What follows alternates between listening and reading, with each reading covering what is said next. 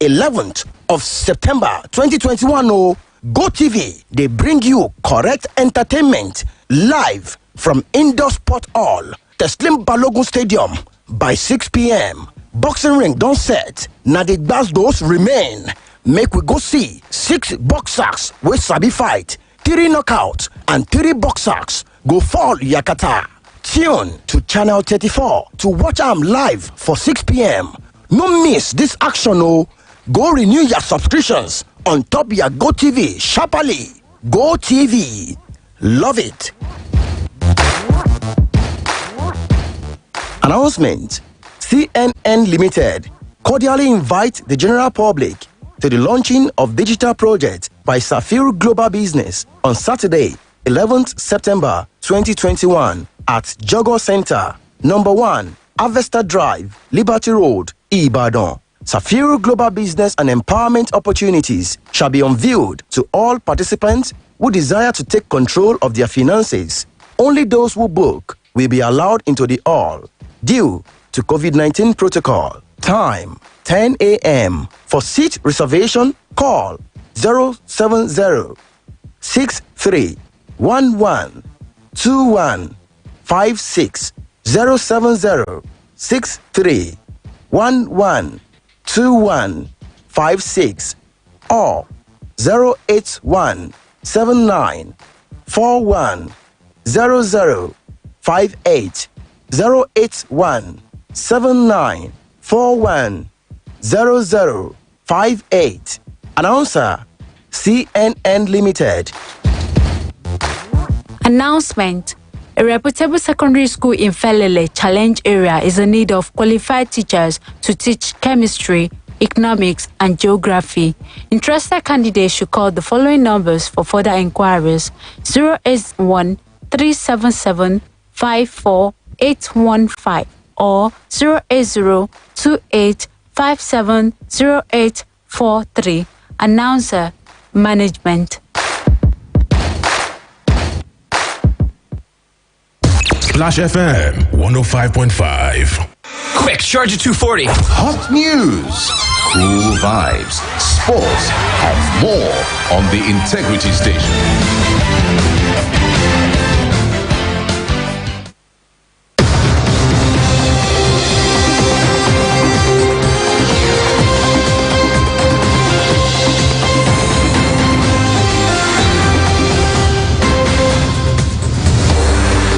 Good morning and welcome to the last edition of Business Splash for the week. In this package, we have for you stories on value-added tax, mining, oil and gas, importation, agriculture, and public-private partnership. I'm Ronke, Giwa, Onafuwa. First, the headlines. Lagos State House of Assembly passes VAT anti-open grazing bills. United Kingdom to partner with Nasarawa State on infrastructure development. Or your government set to clamp down on illegal miners, revenue defaulters. NPA expects 18 ships with petroleum products, others at Lagos port. Those are the headlines. Now the news in detail. Now, the Lagos State House of Assembly has passed the value-added tax VAT bill, along with a bill that prohibits the open grazing of cattle in the state. The two bills were passed after unanimous votes by the lawmakers during Thursday's plenary after they were read for the third time.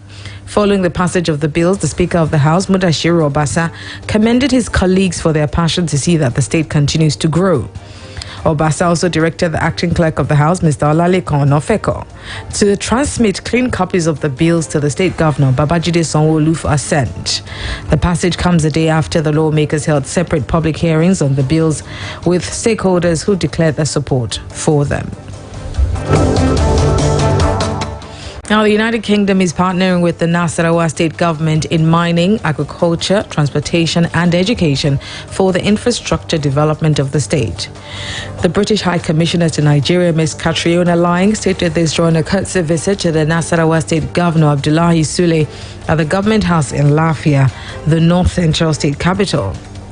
According to Lying, the transformation achieved by the state in the area of agriculture was very important to the UK government, saying they were ready to use their expertise to partner with the state for the growth and development of the state.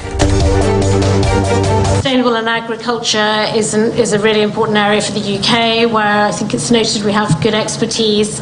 When I attended the UK Africa Investment Summit 2 years ago in London, there was a specific day on mining in Nigeria with your minister there, and obviously Nasarawa Estate featured in that. I mean, the amazing rich potential of the mining sector here.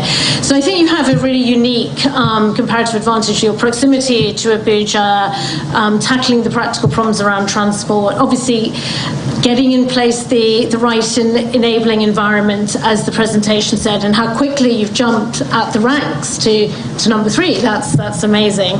And recognising that it's hard graft that gets you there. It is making those difficult policy changes. So all kind of credit and respect to your governor and the brilliant team he's put around him to translate that vision into concrete benefits, ultimately for the people of Nasarawa State who will benefit.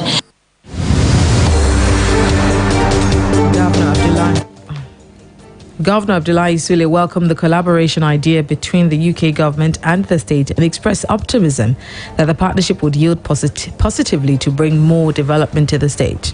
Governor Sule also noted that the state had developed a public-private partnership forum, which has been a veritable tool to foster private sector investment in the state. The Oyo State government has warned illegal miners to desist from the act or be ready to face the wrath of the law.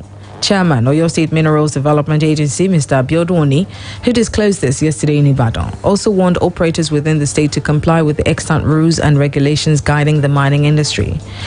Oni therefore warned illegal miners who embark on mining activities without official permission and revenue defaulters to desist from those acts. Besides, he said the state government was ready to partner with relevant stakeholders to increase the state's resource control and economic development. Now, the federal government has earmarked the sum of 1.2 billion naira for selected beneficiaries of the Household Uplifting Program Conditional Cash Transfer, the HUPCCT component of the Social Investment Program in Bauchi State. This was disclosed by the head of Bauchi State Cash Transfer Unit, CTU, Malan Jibrin Mohammed Fanti, at the commencement of payment of backlog of stipends to beneficiaries of the HUPCCT program in the state held at Yelwan Duguri Payment Center in Al-Kaleri local government area of the state. A press statement signed by the CTU Training and Communication Officer Jamila Afen informed that the cash transfer was aimed at improving the economic status of targeted vulnerable people of the state, with particular emphasis on rural dwellers. Fanti in the statement revealed that each of the 54,721 beneficiaries, mostly women, received the sum of 20,000 naira payment of their cumulative backlog of January to April cycle. He disclosed that 10,000 naira was also given to a participating household of HUPCCT on compliance for the state selection of hardcore responsibility of girl-child education. Now, Major Oil Marketers Association of Nigeria, MOMAN, has called for the full deregulation of the downstream sector of the petroleum industry within 6 months, in line with the provisions of the Petroleum Industry Act, the PIA. Addressing the press yesterday, the new chairman of MOMAN, Mr. Olumide Adeosun, disclosed that the association has made its position on the issue known to the federal government through a letter to the Minister of State for Petroleum Resources. He noted that the group expects a free, fair and competitive downstream sector, stressing that Nigeria has the potential to become Africa's energy hub if the PIA is properly implemented. He harped on the need for the PIA Implementation Committee to work with industry practitioners and operators to ensure that there is no disconnect between the policy provisions and actual practice. Now, the Nigerian Ports Authority says it is expecting 18 ships laden with petroleum products, food items and others from September 9th to 16th.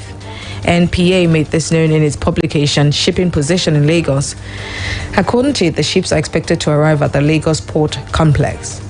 The publication said that the ships contained general cargo, frozen fish, container, bulk sugar, petrol, bulk gypsum, bulk wheat, bulk malt, empty container, bulk coal and soya oil. NPA said that another 8 ships had arrived at the ports waiting to berth with petrol, frozen fish, bulk malt, bulk wheat, soda ash and soya. Also, the organization said that 23 other ships were at the ports discharging bulk wheat, general cargo, container, frozen fish, bulk fertilizer, base oil, bulk gypsum, automobile gasoline, jet fuel, and petrol. Now, the Nigerian Export Promotion Council, NEPC, has emphasized the need for Nigerian exporters to deploy effective logistics supply chains to export their products to the international markets. According to the Chief Executive Officer of the NEPC, Olusegun Awolowo, the council identified poor logistics and documentation as some of the major challenges hindering Nigeria's export market, noting that these challenges could make or mar export transactions.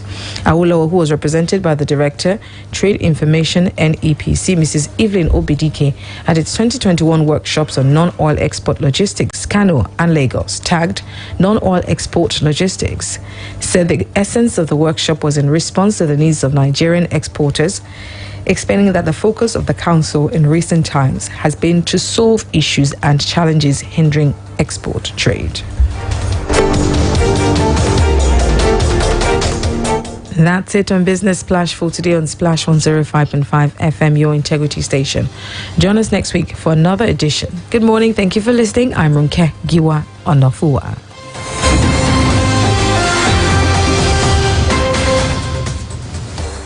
Quick, charge at 240. Hot news, cool vibes, sports, and more on the Integrity Station. We educate, that's why we are respected. We inform, that's why we are loved. More music, we are the best. The Integrity Station. Splash, splash, 105.5. Splash.